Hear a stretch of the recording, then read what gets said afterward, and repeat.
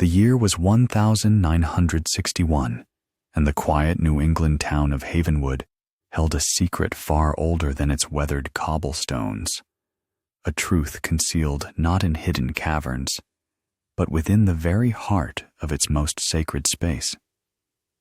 For decades, the sudden disappearance of Reverend Thomas Miller from Trinity Church remained a haunting enigma, a void in the town's collective memory.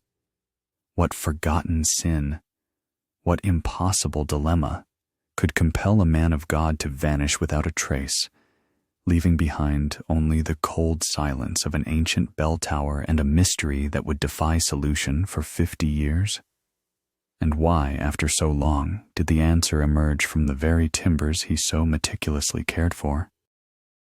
Stay with us until the very end to uncover how this decades-old confession finally brought light to an enduring shadow. Make sure to subscribe to the channel and activate notifications so you do not miss any new cases. Write in the comments what city you are watching this video from. In the serene embrace of rural New England, the town of Havenwood lay nestled amongst rolling hills, its rhythm dictated by the seasons and the comforting chime of Trinity Church's venerable bells. The church itself, a stone sentinel dating back to the 1700s, stood as the town's undisputed centerpiece, its spire reaching toward the heavens like a silent prayer. Within its hallowed walls, Reverend Thomas Miller had served his flock with quiet devotion for nearly a decade. He was a man of reserved demeanor, his public sermons profound yet detached, but his true passion lay in the church's history, particularly the preservation of its ancient bell tower. Every morning, without fail, the Reverend would ascend the narrow, winding steps to the tower, a place he considered his sanctuary, where he meticulously maintained its colossal bells and intricate clockwork mechanisms. It was a crisp morning in late October, 1961, the air carrying the distinct scent of fallen leaves and the promise of a sharp autumn day. Mrs. Eleanor Vance, the diligent church caretaker for over 30 years, arrived for her usual duties just as the first rays of sunlight began to paint the stained glass windows in vibrant hues. She expected to hear the familiar, rhythmic clatter of tools from the tower, the subtle creak of ancient timbers as the Reverend went about his work. He was a creature of habit, his routine as fixed as the rising sun. But this morning, an unsettling silence hung in the air. The usual faint sounds of his activity were conspicuously absent. Eleanor paused, her hand on the cold brass of the main entrance, listening intently. Nothing. Only the quiet whisper of the wind through the eaves. A flicker of unease, barely discernible at first, began to settle in her chest. This was unlike the Reverend. He was always there, a steadfast presence. The quiet felt profound, almost unnatural. The unsettling quiet deepened around Eleanor Vance, a stillness that felt heavier than any Sunday sermon. It pressed against her, urging her forward. With a determined resolve that belied her years, she made her way towards the narrow wooden door that led to the bell tower's spiraling staircase. Each step creaked beneath her sensible shoes, a rhythmic complaint echoing through the vast, empty nave of Trinity Church. The air grew cooler with every turn of the ascent, carrying the faint scent of old wood, dust, and the metallic tang of antique machinery. She climbed higher, her breath becoming a little more labored, her heart a drumbeat of growing apprehension. The Reverend's usual sounds, the soft clang of a wrench, the gentle whir of a clock gear, even a murmured prayer, remained conspicuously absent. Finally, she emerged onto the main level of the bell tower, a cavernous space bathed in the muted light filtering through high, grimy windows. Here, the raw power of the church truly resided, in the towering oak beams and the massive, silent bells that hung like bronze sentinels. Reverend Miller's workspace was impeccably organized, a testament to his methodical nature. His tools lay neatly arranged on a sturdy workbench, a set of polished brass calipers, a small oil can, a leather-bound journal open to a page filled with meticulous notes on bell harmonics. Nothing seemed out of place, yet everything felt wrong. The very order suggested an abrupt departure, not a planned one. Her gaze swept across the familiar scene, searching for any sign of him.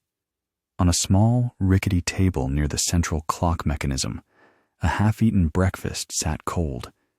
A single, untouched piece of toast beside a half-finished cup of tea, a wisp of lemon rind still floating on its surface.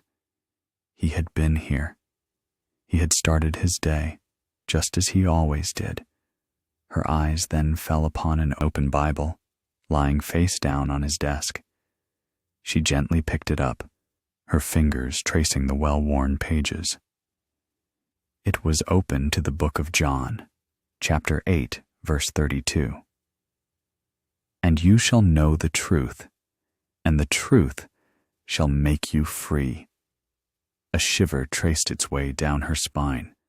The passage felt too pointed, too profound given the unsettling circumstances. As Eleanor continued her careful survey, her eyes, accustomed to every nuance of the ancient structure, caught on something peculiar. Reverend Miller had been working on a section of the bell tower's main timber framework near the massive north-facing window. A series of freshly driven pegs secured a large horizontal beam. To the casual observer, it appeared to be standard restoration work, a part of the Reverend's diligent upkeep. Yet, Eleanor noticed a minute, almost imperceptible misalignment in one of the joint points, a detail that seemed subtly out of character for the Reverend's usually flawless craftsmanship. It was a detail too small for anyone else to notice, a mere flaw in the venerable wood. But to Eleanor, it felt like an unsettling whisper in the silence. She stepped closer, her brow furrowed in a quiet contemplation, a flicker of something beyond simple concern beginning to take root. The subtle misalignment in the bell tower's timber, a mere whisper of peculiarity to Eleanor Vance, solidified her growing dread. The untouched breakfast, the open Bible at a cryptic verse, and above all, the profound, inexplicable absence of Reverend Miller coalesced into an undeniable alarm. This was not a man who simply walked away. This was not a man who left tasks unfinished. Her heart pounded with a new, urgent rhythm. Leaving the bell tower, she descended the winding stairs with a speed that belied her age, her mind racing with a singular purpose: to alert someone, anyone. Within minutes, the hushed sanctity of Trinity Church was shattered. Her calls for help brought the first bewildered parishioners, then the local shopkeepers, their faces etched with disbelief as the news spread like wildfire through the quiet streets of Havenwood. Initial, frantic searches were launched. Volunteers scoured every nook of the church, from the dusty corners of the crypt to the highest ledges of the roof. They fanned out across the churchyard, peering behind tombstones and through the dense thicket of trees that bordered the property. But the searches yielded nothing. No trace of the Reverend. Not a dropped hat. Not a misplaced prayer book. Not even a single footprint out of place. He had simply vanished. By late morning, the entire town of Havenwood was abuzz with a mixture of shock, concern, and a chilling sense of unease.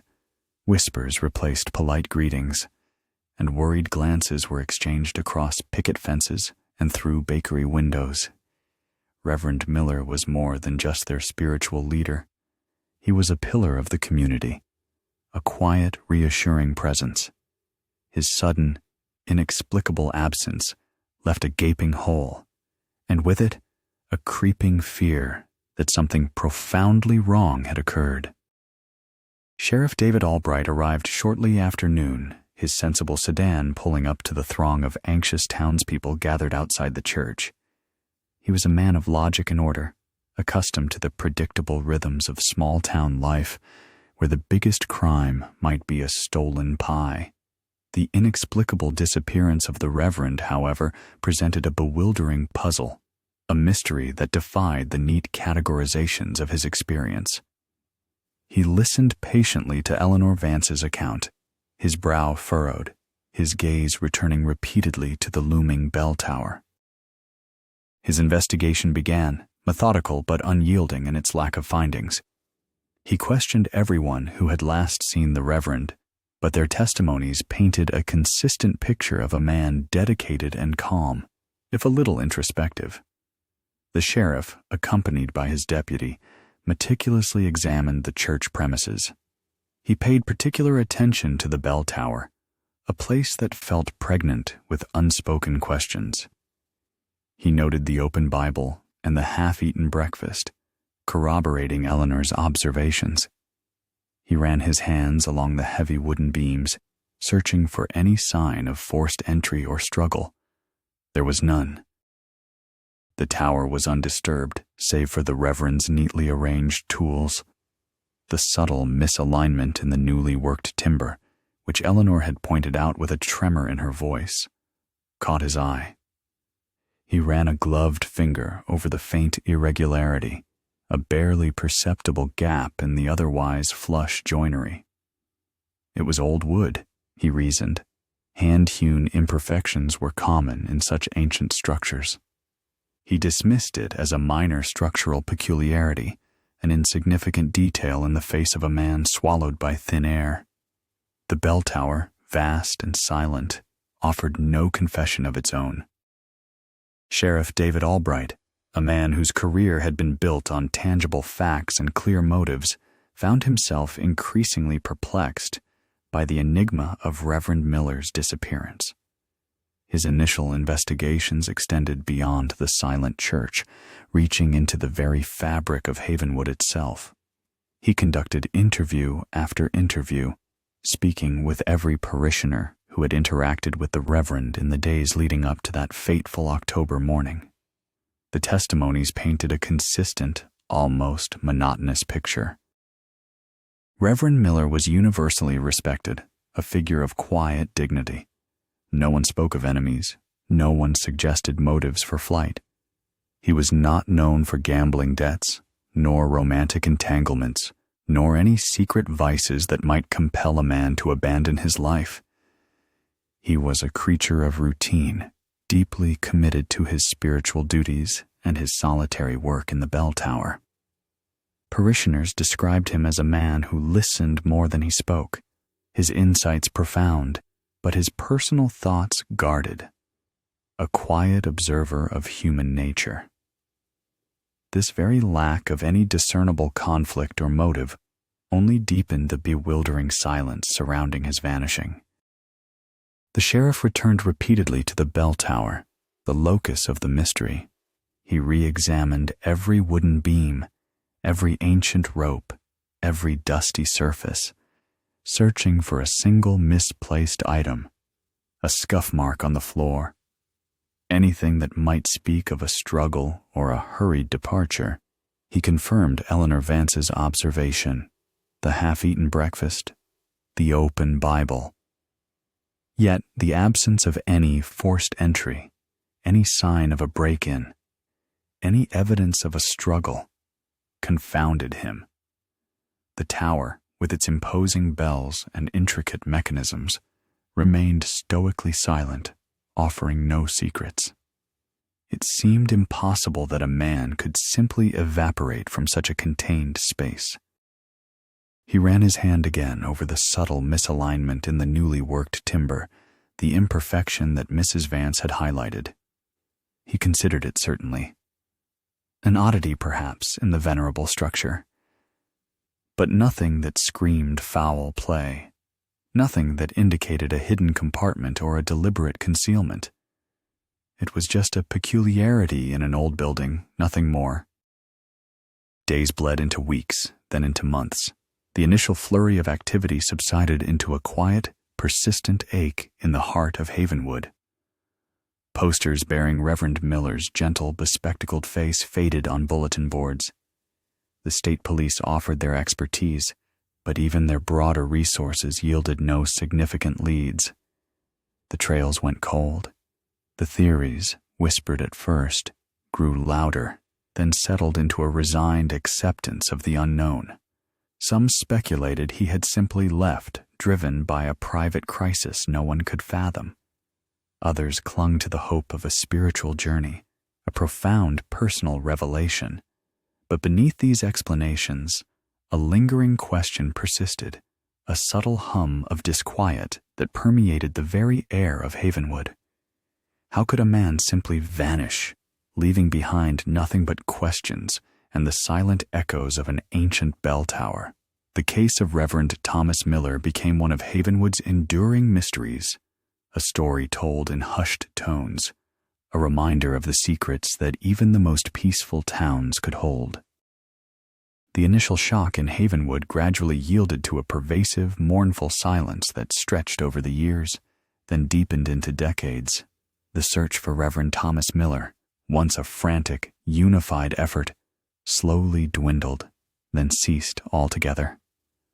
The leads, so scarce from the beginning, had evaporated into thin air, much like the Reverend himself. The files grew thick with unanswered questions, then gathered dust on Sheriff Albright's shelves, untouched and unyielding. The hope of finding him alive, of understanding the impossible circumstances of his vanishing, faded with each passing season. By 1968, 7 years after that quiet October morning, Reverend Thomas Miller was officially declared deceased. The legal pronouncement brought a somber finality to the town's long vigil, but it offered no closure, no explanation for the void he had left. A new reverend eventually arrived at Trinity Church, a kind man who earnestly tried to fill the profound spiritual gap, but Reverend Miller's shadow lingered, a quiet presence in every pew. The bell tower, that towering ancient heart of the church, became a silent monument to the unsolved mystery. No one dared to touch the section of timber Reverend Miller had been working on. The tools he had left behind, neatly arranged on his workbench, remained undisturbed, gathering a thin layer of dust as years turned into decades. The faint misalignment in the wood, once dismissed as an old imperfection, now seemed to whisper of secrets, its peculiarity unnoticed by the casual glance, but felt by the collective memory of the town. It stood as a stoic guardian of an unspoken truth, its bells continuing to mark the passage of time, but never ringing out the answers to its profound enigma. Havenwood, like any living entity, adapted. The generations who remembered the Reverend grew older, their memories perhaps a little less sharp, but the story of his disappearance was passed down, woven into the very fabric of the town's folklore. It became a cautionary tale, a curious anecdote, a piece of local history whispered at dinner tables and recounted in hushed tones on quiet evenings. Children grew up knowing of the Reverend who simply vanished, a local legend more real than any ghost story. Life went on, schools opened and closed, shops changed hands, and new families settled in the peaceful valley. Yet, beneath the calm surface, the question remained, a quiet hum in the town's subconscious. The mystery of Reverend Miller was not forgotten. It was simply absorbed, becoming an enduring part of Havenwood's identity, a testament to the fact that some questions refuse to be silenced, even by the relentless march of time.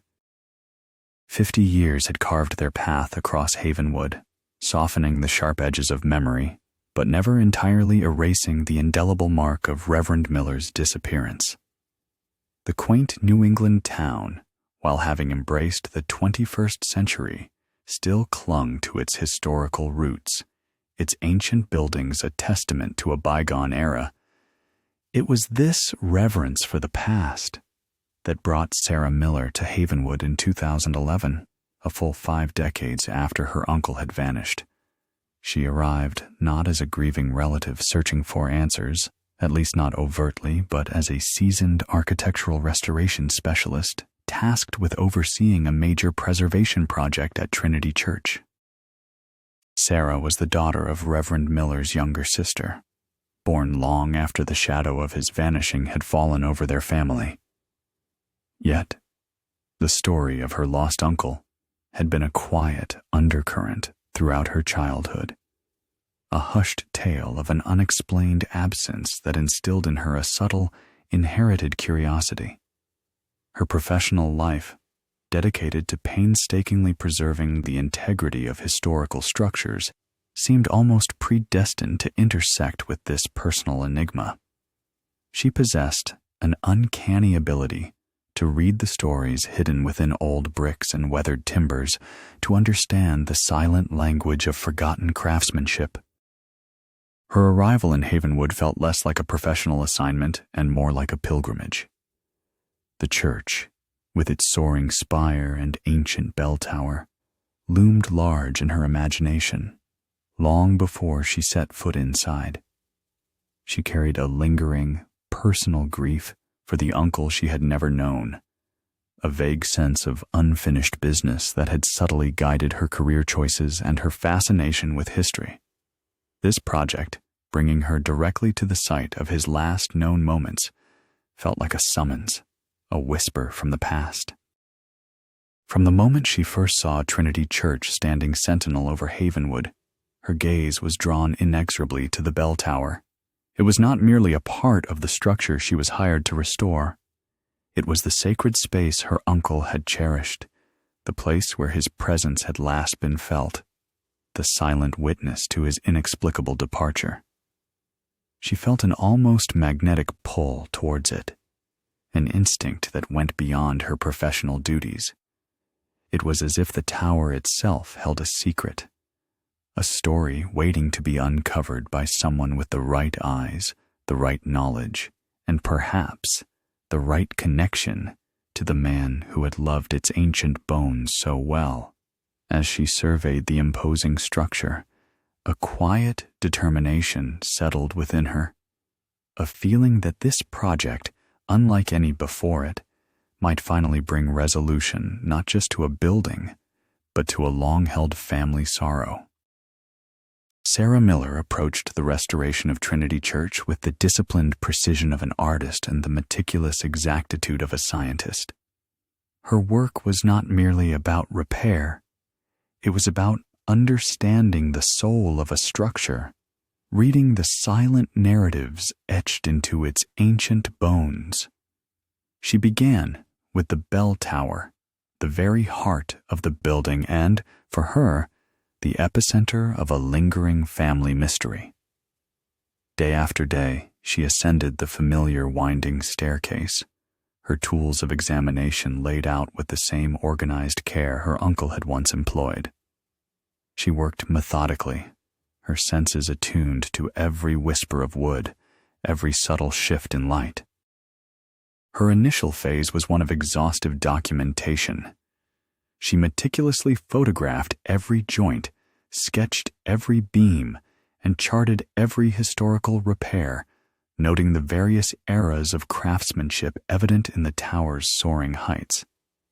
She catalogued the immense, silent bells, their verdigris patina, telling tales of centuries of service.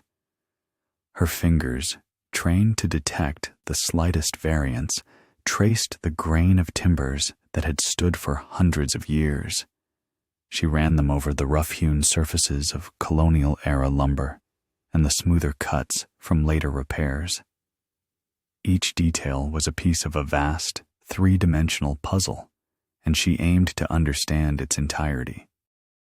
It was during this painstaking examination that her architect's eye, honed by years of studying the subtle signatures of past builders, gravitated toward the area Reverend Miller had been working on in his final days, the section of timber framing near the north window where the small, almost imperceptible misalignment had been noted and then dismissed by others so long ago. now drew her full, unwavering attention. She remembered the sheriff's notes, the caretaker's vague uneasiness, but for them, it had been a fleeting observation, an anomaly in an old building. For Sarah, it was a precise question. She ran her specialized laser level along the beam, then used calipers to measure the exact dimensions of the joinery. Her heart quickened. What appeared to be a minor flaw to the untrained eye was, to her, a testament to an extraordinary, deliberate intervention. The slight offset, the way the wood met just imperfectly, was not the result of warping or settling due to age. It was too precise for that, too consistently inconsistent. The cut was clean, intentional, a deviation from standard carpentry that spoke volumes to someone fluent in the language of structural integrity and historical construction methods. This was not the work of decay or accident. This was the work of a skilled hand, deliberately masking something. A jolt of realization went through her. This subtle peculiarity, this almost imperceptible flaw, was a design choice. It was a perfectly executed, expertly disguised alteration, a hidden access point crafted with cunning and forethought. Her uncle, a man known for his meticulousness, would never have left a repair imperfect, unless that imperfection served a greater, concealed purpose. The very precision of its disguise was the loudest clue. She stood there, amidst the silent giants of the bells, the dust motes dancing in the shafts of light, a cold certainty settling in her bones. The bell tower, so long a silent witness, was not merely a place where Reverend Miller had vanished. It was the place where he had hidden something, and that something was intentional, meant to be discovered only by eyes that knew how to truly see. The mystery had finally found its destined unraveler.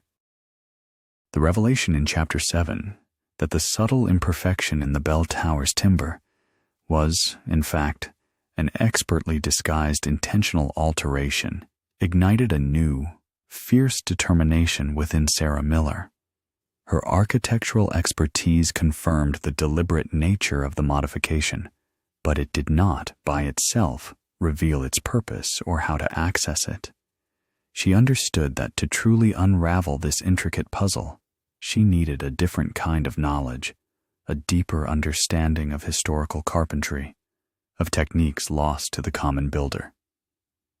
She needed someone who spoke the language of antique wood, someone steeped in the forgotten methods of New England's craftsmen. Her search for this specific expertise led her to Mr. Arthur Finch, a man as much a part of Havenwood's landscape as the old stone walls that crisscrossed its fields. Arthur was a quiet, unassuming man in his late 70s, with hands gnarled by years of working with wood and eyes that twinkled with a lifelong passion for history. He was known throughout the region not just as the town's resident historian, meticulously cataloging every birth, death, and significant event, but also as an amateur carpenter of prodigious talent. His small workshop, overflowing with antique tools and fragrant with the scent of sawdust and linseed oil, was a testament to his dedication to preserving the building traditions of the past. He specialized in restoring period furniture and occasionally undertook small, historically accurate repairs for local landmarks, always insisting on using techniques true to the original era. Sarah approached him with a respectful trepidation, laying out her observations with the precise language of her profession. She explained the inexplicable perfection of the flaw in the bell tower, the way it defied natural wear or accidental damage.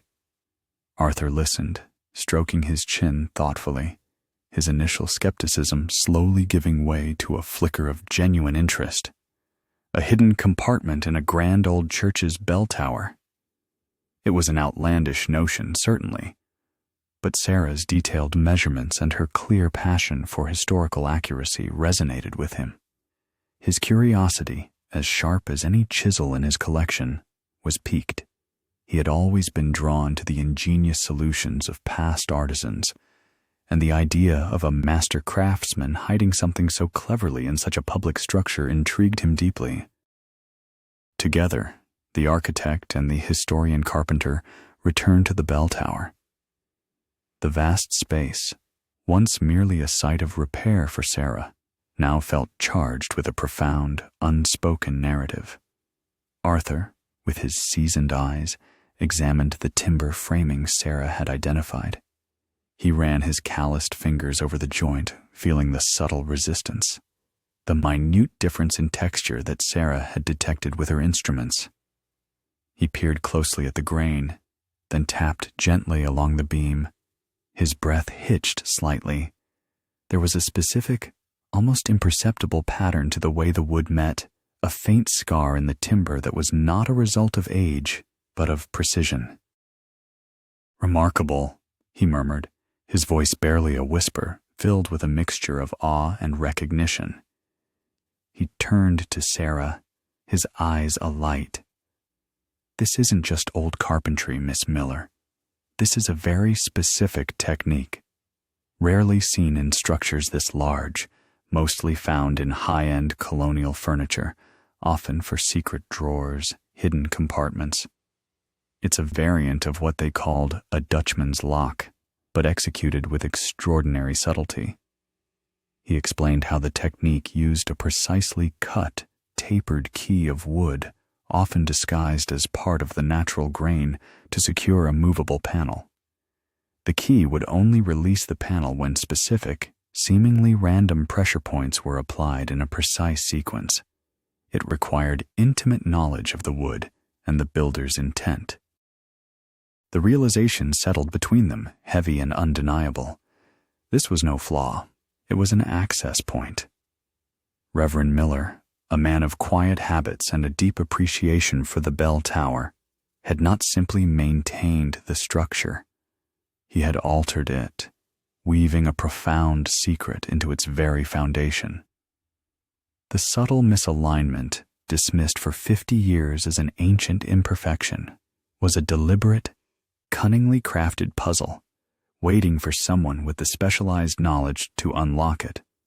The bell tower, for decades a silent guardian of an untold story, was finally prepared to whisper its truth. A profound sense of anticipation hung in the air, electric and palpable. They were on the brink of uncovering not just a hidden space, but a hidden life, a secret carefully preserved across half a century. The crisp autumn air of the bell tower, once filled with only the whisper of wind and the scent of aged wood, now hummed with a palpable anticipation. Sarah Miller and Arthur Finch stood before the section of timber, their faces illuminated by the beam of Sarah's flashlight, their shared understanding a silent current between them. They knew precisely where the Reverend Miller's secret lay, identified by Arthur's expert eye for the forgotten craft of the Dutchman's lock. The challenge now was to coax the secret open, to unlock a mechanism that had held its silence for half a century. Arthur, with his intimate knowledge of such intricate joinery, took the lead. He meticulously explained the principles of the hidden lock, how the key of wood, disguised so perfectly within the beam's natural grain, would release only when specific pressure was applied to certain, seemingly random points. It was a testament to the Reverend's skill, or perhaps the skill of the craftsman he had commissioned, that the mechanism remained invisible, undetectable to anyone not armed with the precise historical insight Arthur possessed. Sarah listened intently, absorbing every detail, her architectural mind already visualizing the internal workings of the cunning device. They began their delicate task. Arthur guided Sarah's hand to a specific knot in the wood, then to a subtle rise in the grain just inches away. "Here," he murmured, his voice hushed. "And then here." Their fingers pressed, carefully, tentatively, against the weathered timber. The wood, unyielding for 50 years, offered no immediate give. The bell tower stood in silent judgment, its ancient beams holding their breath. A faint creak echoed through the space, then silence again. Sarah adjusted her grip, applying a fraction more pressure, her brow furrowed in concentration. The air in the tower seemed to thicken. Every breath held, every sound amplified. Then, with an almost imperceptible shift, a segment of the beam, approximately 2 feet long and 8 inches wide, slid inward by a mere fraction of an inch. There was no loud click, no dramatic spring, just a soft, resigned sigh of aged wood giving way. A dark, narrow crevice appeared along its edge, revealing an inner darkness. Sarah gasped softly, a sound of profound discovery. Arthur nodded slowly, a deep satisfaction spreading across his face. It was there, the hidden compartment. After 50 long years, the bell tower had finally yielded its deepest secret. Using a fine, thin blade, Arthur carefully worked around the newly revealed edge. With a gentle pull, the entire section of timber, surprisingly light, pivoted smoothly outward like a miniature, perfectly counterbalanced door, revealing a shallow, rectangular cavity carved into the heart of the massive beam. The space inside was surprisingly clean, free of dust or debris, as if time had forgotten to touch it. It was clear the Reverend had taken immense care to seal it against the elements. Within this perfectly concealed nook, nestled securely on a custom-fitted felt lining, lay not a stack of yellowed letters, not a diary bound in leather, nor any fragile documents that might crumble with age. Instead, they found 2 distinct objects, both remarkably preserved. The first was an old phonograph cylinder, dark brown and gleaming faintly in the flashlight's beam, its grooved surface promising a story. Beside it rested a small, portable, hand-cranked phonograph player, simple in design, but clearly engineered for discreet use. Its brass horn, though compact, hinted at a surprisingly clear sound. Sarah reached in, her fingers trembling slightly as she carefully lifted the cylinder. It felt surprisingly solid, substantial. The realization washed over her. Reverend Miller had not just hidden a message, he had hidden a voice, a confession perhaps preserved not on paper, which could be misread or destroyed, but in the ephemeral medium of sound, waiting for the right ears to find it. Arthur's gaze met hers, a silent agreement passing between them. The implications were immense. The mystery of the Reverend's disappearance was not just about where he went, but about why. And the answer, contained within this fragile cylinder, was finally within their grasp. The truth, long buried within the bell tower's silent heart, was about to echo across the decades. A profound sense of awe, tinged with a thrilling apprehension, filled the space. The next step was inevitable, immediate. They had to listen.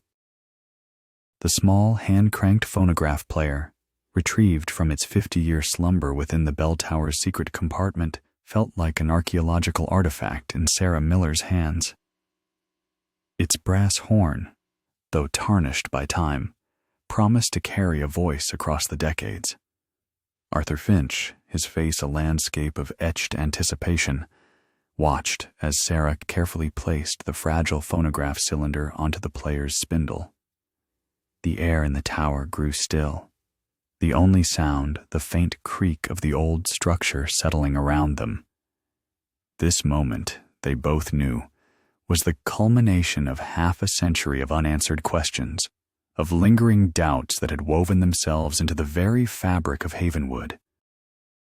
With a deep, steadying breath, Sarah turned the crank.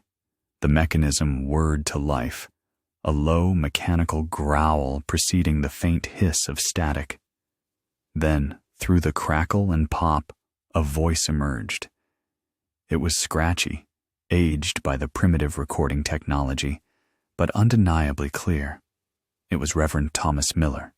His voice, once a familiar comfort in the Trinity Church pulpit, now resonated with a haunting, almost spectral quality, filling the vastness of the bell tower with an echo from the past. "If this recording is ever heard," the Reverend's voice began, solemn and deliberate, "then the time has come. The truth, which I have guarded here, within the heart of this sacred tower, can finally be revealed without causing further harm." He paused, and Sarah could almost feel the weight of the decision that had led him to this extreme act. "My disappearance was not an act of cowardice, nor of malice, but an act of profound necessity. A silent testament to a truth that could not, at that time, be spoken aloud." He then began to meticulously detail the agonizing moral dilemma that had consumed him in the spring of 1961. It involved a powerful local family, the Ashtons, whose sprawling landholdings and financial influence had shaped Havenwood for generations. Their name was synonymous with prosperity and philanthropy. Their contributions to the church in town heralded as selfless acts of community spirit.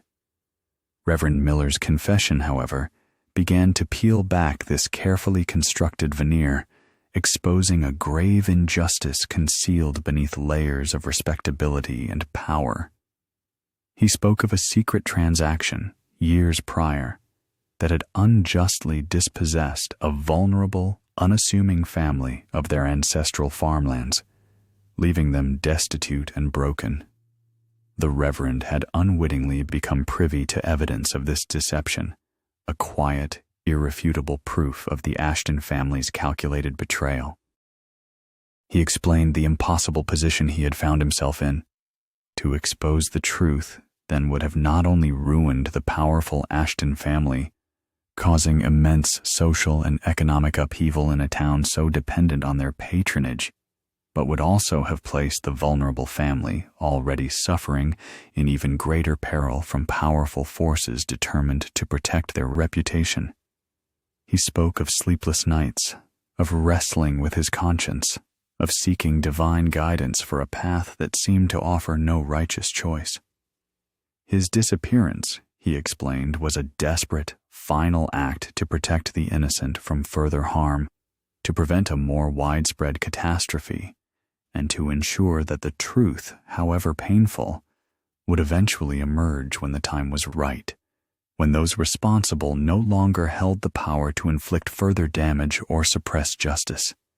He had chosen to sacrifice his own life, his own reputation, his very existence, to allow the full weight of the truth to come forth decades later, when its revelation would not destroy, but rather bring about a quiet, inevitable justice. Sarah and Arthur listened in stunned silence, their faces reflecting a mixture of shock, sorrow, and a dawning understanding. The gentle, quiet Reverend they had only known through the town's faded memories was suddenly rendered in vivid, agonizing detail.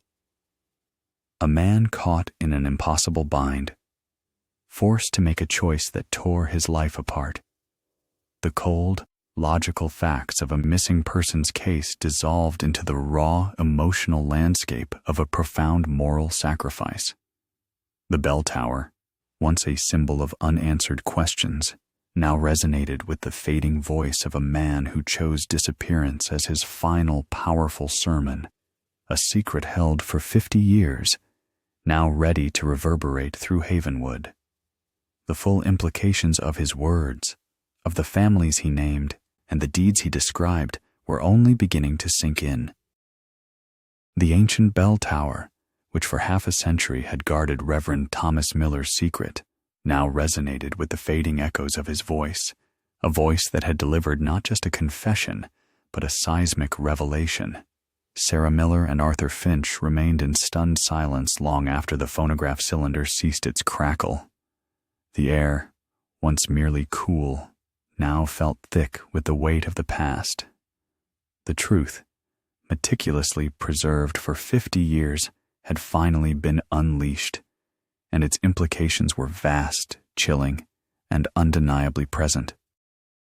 The confession, delivered in Reverend Miller's calm, resolute tones, meticulously implicated generations of the powerful Ashton family. He spoke of patriarchs and their cunning schemes, their calculated avarice masked by public piety and generous donations to the very church he served.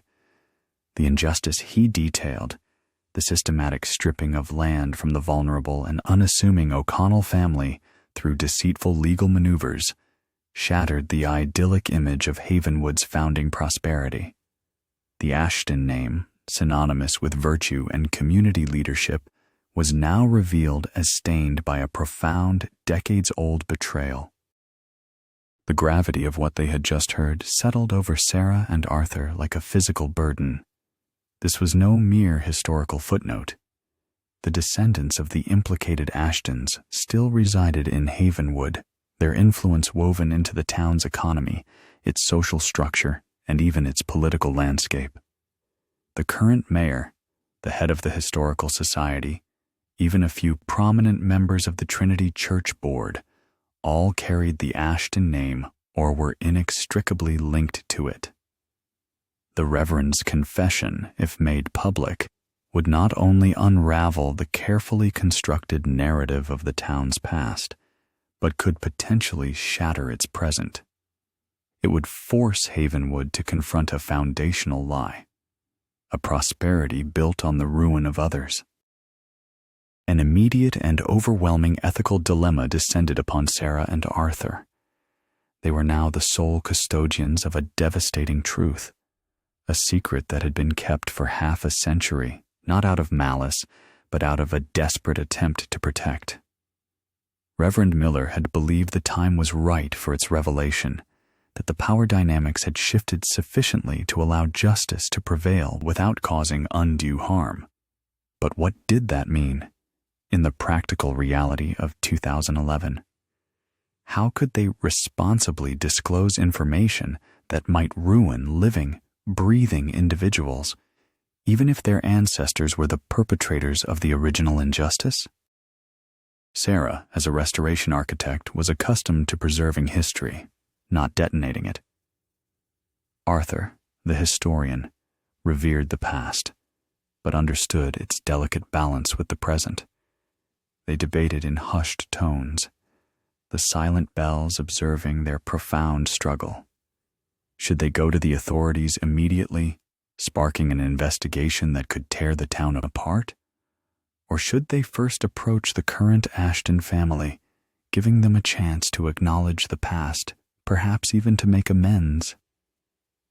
The Reverend's confession was clear in its details, explicit in its condemnation of specific actions. Yet he had also chosen to vanish rather than expose it immediately. His sacrifice implied a need for careful, considered revelation. The decision weighed heavily on them. To bring this truth to light would mean challenging the very foundations of Havenwood's self-perception. It would mean shattering long-held beliefs about its prominent families. The town's serene facade would crack, revealing the complex, often morally ambiguous undercurrents of its history. They understood that the ripple effect of this confession would extend far beyond mere historical correction. It would force a reevaluation of who Havenwood was and what values truly defined it. The bell tower had given up its secret, but now Sarah and Arthur faced the daunting task of deciding how to wield that truth, how to ensure that Reverend Miller's sacrifice had not been in vain, and that justice, however belated, might finally find its way to Havenwood. The journey of revelation was far from over. In many ways, it had only just begun. The moral weight of Reverend Thomas Miller's confession, held sacred within the bell tower's timber for 5 decades, pressed upon Sarah Miller and Arthur Finch with an almost unbearable force. After days of intense, hushed deliberation, weighing the potential chaos against the imperative of justice, they arrived at a collective decision. The truth, however unsettling, had to be revealed, but with a measure of the same careful intent Reverend Miller himself had demonstrated. They chose not to sensationalize it, but to present it to a small, trusted circle of Havenwood's current leadership, the sitting mayor, the head of the Historical Society, who was not an Ashton descendant, and a respected, long-serving judge known for his unwavering integrity. They played the phonograph cylinder in a private, somber meeting, allowing the Reverend's voice to bridge the expanse of years, delivering his painful truth directly. The initial reaction was one of stunned disbelief, quickly followed by a profound, palpable shock. The revered narrative of Havenwood's founding prosperity, meticulously woven around the benevolence of families like the Ashtons, unraveled with every word spoken from the past. The evidence Reverend Miller detailed, the specific land deeds, the dates, the names, compelled the town leaders to launch a new, contemporary investigation. This was not merely an act of historical curiosity. It was a matter of rectifying a grave injustice that had lingered for generations. Official inquiries began, quietly at first, then with increasing momentum as the veracity of the Reverend's meticulous account was corroborated by dusty land records and forgotten archives. Havenwood, a town priding itself on its quiet charm and strong community bonds, was forced to confront a painful, discomfiting truth about its very foundations. The revelation sent shockwaves through its social fabric. The Ashton name, once synonymous with prestige and unwavering respect, became irrevocably altered, while the direct perpetrators of the deceit were long deceased. Their descendants, still prominent in local affairs, found themselves under an uncomfortable, inescapable spotlight. Their public images, cultivated over decades, crumbled under the weight of their ancestors' concealed actions. There were no dramatic arrests, no sensational trials for deeds committed half a century ago, but there was a significant reckoning. Public scrutiny mounted, and the social standing of the Ashton family, once unassailable, diminished significantly. Some voluntarily stepped down from their influential positions, recognizing the stain the truth had cast upon their lineage. More importantly, the confession finally brought an opportunity for long overdue justice to the O'Connell family, the quiet, humble lineage that had suffered profound and lasting harm. Though few of the original victims remained, their descendants, scattered across the region, were contacted. The town, through its legal channels, began discussions of restitution, of acknowledging the historical wrong that had deprived them of their ancestral lands and their rightful prosperity. It was a painstaking, often emotionally charged process, but it was a path towards healing, a public acknowledgement of a past wrong that had been silently endured for too long. For the O'Connells, it brought a profound sense of vindication, a validation of a story that had been dismissed or forgotten. Through this tumultuous transformative period, Reverend Thomas Miller's legacy underwent a profound reevaluation. The mysterious disappearance that had haunted Havenwood for so long was no longer a symbol of abandonment or an unresolved enigma. It was revealed as an act of profound moral courage, a deliberate, agonizing sacrifice driven by an unwavering commitment to justice. His vanishing was not an escape, but a carefully orchestrated act of preservation, ensuring the truth would endure until the time when it could finally bring about positive change. He was no longer simply the lost reverend. He became the selfless guardian of a painful truth, a man who chose to sacrifice his own life to protect others, and ensure justice would prevail, eventually. Havenwood, despite the discomfort of its exposed past, began a slow, arduous journey towards reconciliation, understanding that true peace could only come from confronting the full, unvarnished story of its history. The echoes of Reverend Thomas Miller's voice, carried across 5 decades by a fragile phonograph cylinder, had, in time, faded from the bell tower, but their truth now resonated throughout Havenwood with a clarity that finally settled the long-held mystery. The bell tower, once a silent sentinel guarding a painful secret, had been transformed. It no longer stood as a cold monument to an unsolved vanishing, but rather as a profound symbol of truth's enduring power, a testament to the resilience of conscience, and a quiet beacon of justice belatedly served. Its ancient timbers, particularly the section that had concealed the Reverend's confession, were now regarded with a renewed reverence, a tangible link to a man who had chosen sacrifice over silence. Havenwood, a town that had always prided itself on its serene facade and unwavering sense of community, had been forced to look inward to confront the uncomfortable truths buried beneath generations of carefully constructed narratives. The initial shock and discomfort had given way to a difficult but necessary period of reflection. The community grappled with the implications of the Ashton family's hidden history and the profound injustice suffered by the O'Connell lineage. It was a painful reckoning, certainly, but one that ultimately strengthened the town's collective spirit.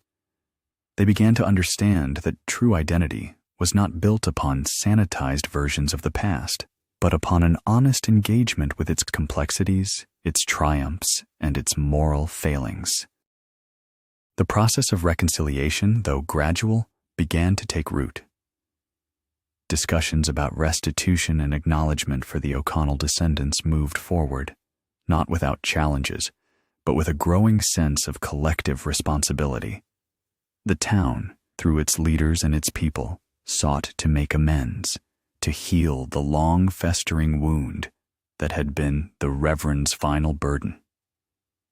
This public confrontation of a generations-old wrong allowed for a profound, albeit slow, healing to begin, replacing the lingering sense of unease with a more authentic understanding of their shared history.